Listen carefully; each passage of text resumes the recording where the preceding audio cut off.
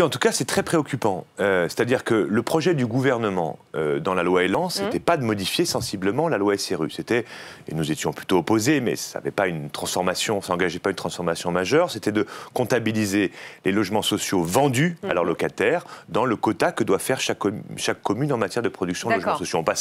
On les comptabilisait 5 ans, on passait à 10 ans. Ça ne va pas dans le bon sens, mais ce n'était pas une catastrophe. Là, les sénateurs ont modifié sensiblement. C'est-à-dire que on doit atteindre les objectifs non pas en 2025, mais en 2031. En ce qui concerne les nouvelles communes... Les députés.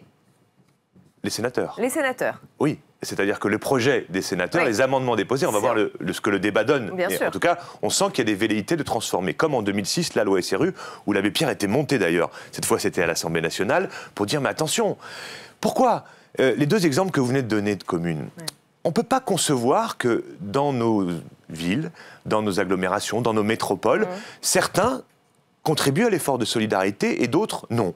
Considérant que c'est aux autres d'accueillir les populations modestes, les femmes seules avec enfants, ceux qui ont un seul salaire.